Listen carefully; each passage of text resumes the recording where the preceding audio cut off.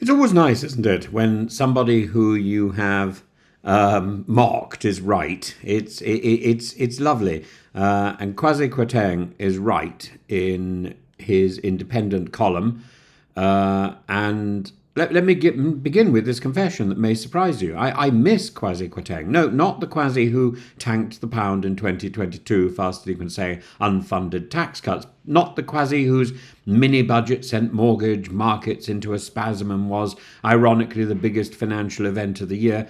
I speak of the pre-crisis Kwasi, the Oxford-educated historian, the polymath, the A-list backbencher, whose pen was mightier than his red box. And now, in his brief but brilliant column in The Independent, he is back, I could say happily, more than ever before, more than all that nonsense with, you remember Kwasi Kwarteng's reputation, the reputation urged by Liz Truss, and then how it all went wrong, the deflation of his prodigious package, despite Liz Truss's bigging him up at every opportunity. Check out his package. Check out this amazing economic package. All that is past now. His amazing economic package, his amazing package is put away. And after his crisis as Chancellor, he's clearly back once more to this phenomenal though brief piece in The Independent. It certainly takes the biscuit. And there's I could happily read more. I could happily read more. And, in the past, when he was Chancellor, I just wanted to see the back of him. And now I would give him. I would happily listen to whatever he's got to say.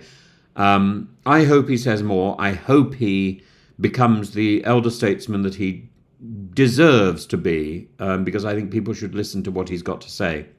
We shouldn't forget how his career combusted. Kwasi, once heralded as the economic stallion of the free market, found himself leading the charge into the cliff edge. Liz Truss, his ideological soulmate and chief cheerleader, spent weeks metaphorically telling us all to check his package, and this economic package, this package bigged up at every opportunity, was bold, it was visionary, it was prodigious, and then quite tragically it was deflated.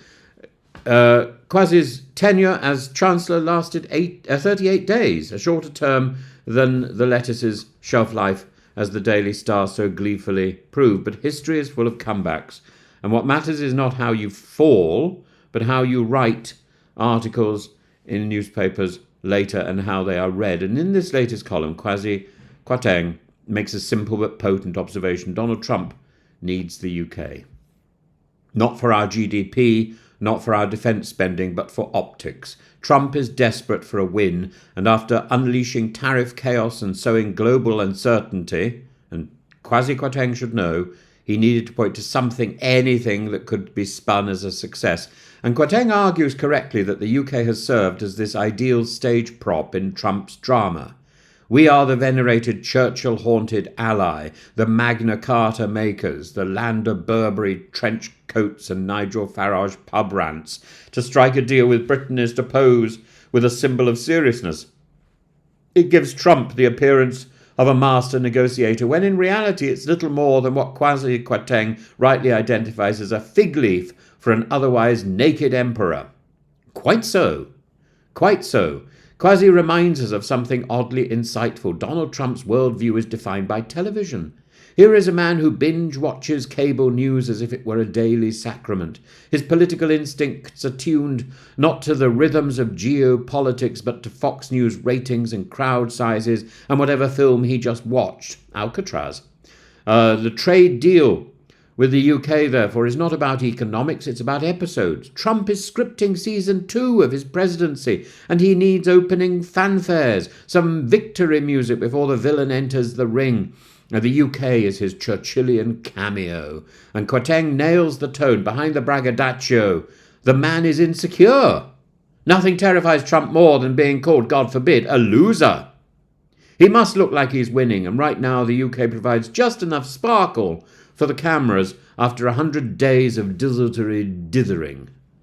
Now, to the subplot, what does that say about our Prime Minister, Sir Keir Starmer, that he's allowed himself to be co-opted into this ratings charade? Starmer's promise to reset relations with Europe has been swiftly overtaken by a photo op with the Turberry tycoon.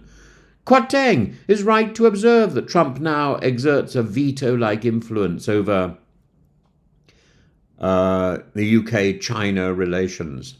We're no longer negotiating with America. We're auditioning for a part in its reality TV show. Starmer may imagine himself the dignified technocrat, but right now he risks becoming Trump's poodle paraded around for applause. Trump throws a stick and Starmer brings it back, wagging his tail all the while. Kwateng's piece matters not because of its content, not because it's correct, but because of its tone. Its tone, it's wry, sharp, it's historically literate. It's Kwateng. It's the Kwateng we were promised before he made trickle-down economics fashionable again. He seems, dare I say it, chastened and wiser for it. Wiser indeed, for having endured so many chit-chats on Talk TV and GB News. His criticism of Trump is not a moral one, but a practical one. This is a man who has seen what happens when ideology collides with markets.